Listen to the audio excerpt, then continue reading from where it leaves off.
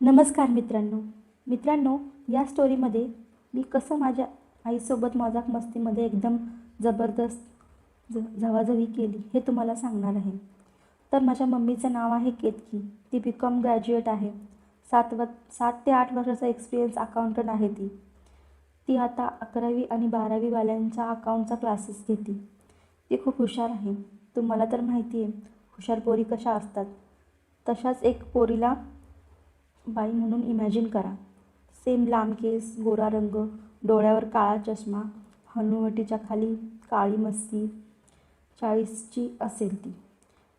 Ball आणि बोचा एकदम बद्दल बोलायचं झालं तर नीट पारखून पाहिलं तर उठून दिसती. पण एकदा कपडे उतरले तर मग काही खैर नाही. अप्सरा साक्षात. सर्वात खतरनाक म्हणजे कमरेकडून खाली येणारा वळणदार शरीर आणि मांसाळ मांड्या ही माझ्या मम्मीची खासियत आहे.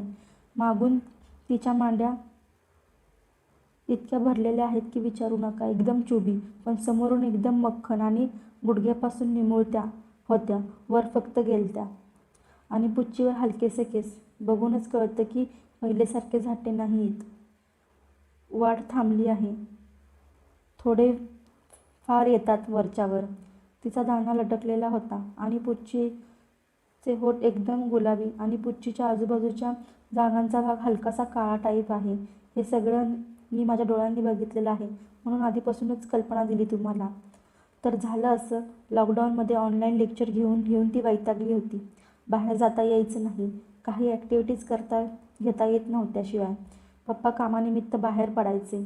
मी पण बोर झालो तर जायचो. ती जास्तीत जास्त बिल्डिंगमध्ये शेजाऱ्यांकडे असायची. त्यांच्यात मन रमवायची.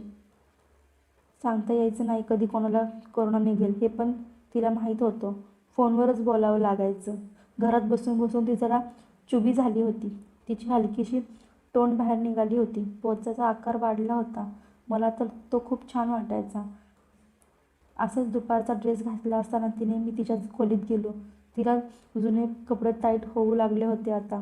मम्मी, मोठी मोठी झाली का रे मी? मी, नाही, कोण बोललो तुला? मी, मम्मी बोलू लागली. बोलायला कशाला पाहिजे? कपडे होत नाही आहेत मला माझेच आता. मी, कपडे आकसले असतील. पायजमा तिला असला टाईट बसत होता की विचारू नका. ती फक्त वाकली तरी टरकन फाटेल. तिने तो काढला. काढताना पहिल्यांदा मी तिची मांडी बघितली. तिला काही प्रॉब्लेम नव्हता. मी बाजूला बसलेला असताना तिने दुसरा पाय जमा घालू लागली तेव्हा ड्रेसमधून तिची जांघ बघितली. तिची जांघ काळी होती. पहिल्यांदा मला जरा वेगळंच वाटलं. पुच्ची वाटली, पण नंतर नीट बघितल्यावर तिची जांघ होती हे कळलं. शेवटी तिने पेटीकोट घातला आणि कामाला लागली. चालताना माझं लक्ष गेलं. पेटीकोटचा मागचा भाग तिच्या बोचात घुसला होता. मी 7वी-8वीपर्यंत पासूनच मम्मीच्या नावाने हलवायला लागलो होतो. आता मी आशा सोडली होती. तेव्हा स्टोऱ्या वाचून वाचून खरंच जावायला भेटतं की काय असं वाटायचं. पण वय वाढत गेलं तेव्हा कळलं हे सगळं खोटं असतं. सकाळी तिचे लेक्चर झाल्यावर ती उठून आळस देत होती. मी तेव्हा मागून जाऊन तिला उचललं कडकन. तिची हाडं मोडली. ती खूप खुश झाली. मोकळं झालं असं बोलत होती. तिने माझा हात पकडून पोटावर ठेवला. आम्ही असंच उभा राहून बोलत होतो. त्या दिवशी पहिल्यांदा आम्ही दोघं एकांपासून फिजिकल व्हायला चालू केलं होतं. मला पण आतून जरा हवाहवासं वाटत होतं तिचा स्पर्श.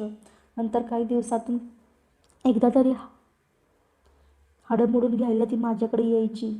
मी तिला मागून पकडून उचलून घ्यायचो. मग ती 2 मिनिटं असंच तिच्या पोटाला पकडायचो. बेंबीत बोट घालायचो. तिला पण आवडायचं.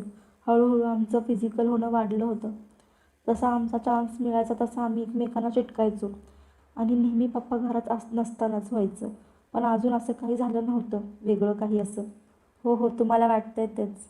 मी सोफ्यावर बसलो असेल किंवा गाडीवर तर मम्मी उठून माझ्याकडे यायची आणि माझ्यावर बसायची. मी तिला हग करायचो मागून.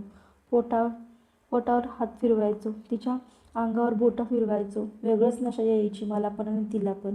आणि एक दिवशी ती वेळ आलीच. आम्ही दोघांनी लाईन क्रॉस केली. मम्मीचे क्लासेस संपले होते. ती बसली होती PC समोर. मी जाऊन तिच्या खांद्याची मालिश करू लागलो. मम्मी, आह आह असंच करत राहा, खूप दुखतंय माझं. मी, जादू आहे ना? मम्मी, तुझ्या बायकोची नशीबच आहे बघ. कसला नवरा मिळतोय तिला. मी, बायको भेटायला अजून वेळ आहे. मम्मी, हो रे बाबा, असंच सांगते. जरा पुढे हात घाल अजून. इथे सोड जरा. मम्मीने स्वतः माझा हात खांद्यावरून पुढे घेतला आणि छातीवर. माझा हात तिच्या ड्रेसमध्ये जात होता, तिच्या गल्लीत घुसत होता. बोटं बॉलला चोळत होती. साईडला सगळा तिला पिळून घेत होतो मी. तिने मग मागे मान टाकली आणि डोळे बंद करत एकदम आवाज काढू लागली जोरजोरात, चे. मम्मी, बेटा, जादू आहे तुझ्या हातात. वा, काय वाटत आहे. दिवस रात्र चोळूनच घेत राहावं असं वाटतं.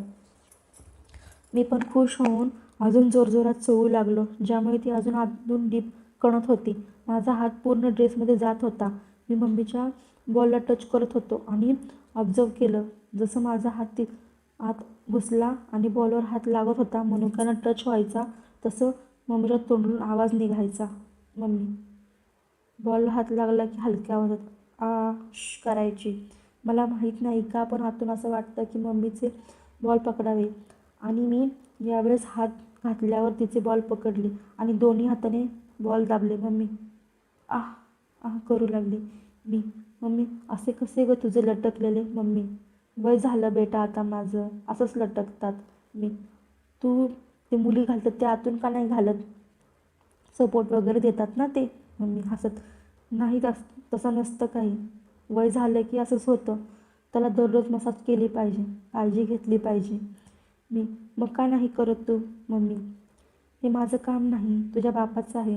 त्यांना आता इंटरेस्ट नाही माझ्यात, तर मग मी तरी काय करू.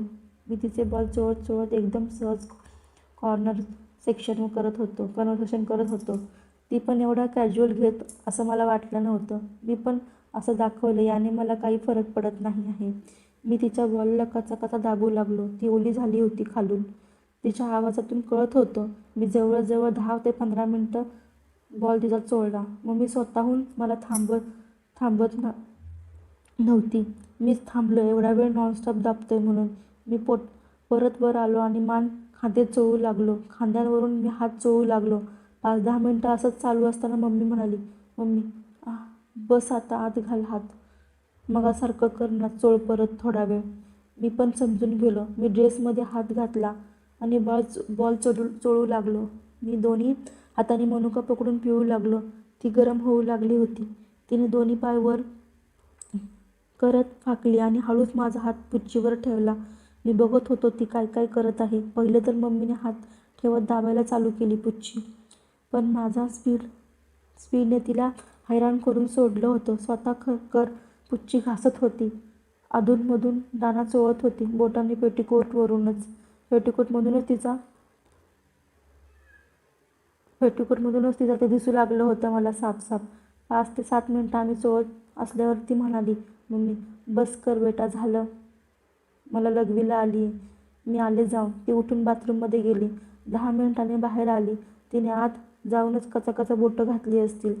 जेव्हा ती बाहेर आली, पेटिकोट ओला झालेला दिसला होता पुच्चीच्या ठिकाणी. पुच्ची धुतल्यामुळे पेटिकोट चिटकला होता त्या भागाला. ती एकदम रिलॅक्स वाटत होती. ती येऊन बेडवर पालती पडली. 10 ते 20 मिनटं झोपली. मी जाऊन TV बघू लागलो. टोटल अर्धा तासाभराने ती बाहेर आली. एकदम फ्रेश वाटत होती, हसमुख.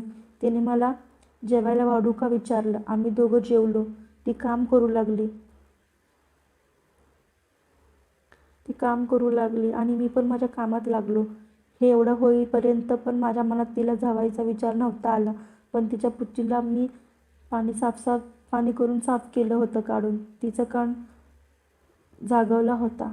आता तो जिरवल्याशिवाय ती शांत बसणार नव्हती. कसं मम्मीने स्वतः मला जावायला देईल असा मी विचार करू लागलो होतो. तर मित्रांनो, कशी वाटली ही स्टोरी नक्की कळवा. आणि हो मित्रांनो, तुम्ही सबस्क्राईब करणं खूप कमी केलं आहे, तर प्लीज माझ्या चॅनलला सबस्क्राईब करा. प्लीज मला सपोर्ट करा. धन्यवाद.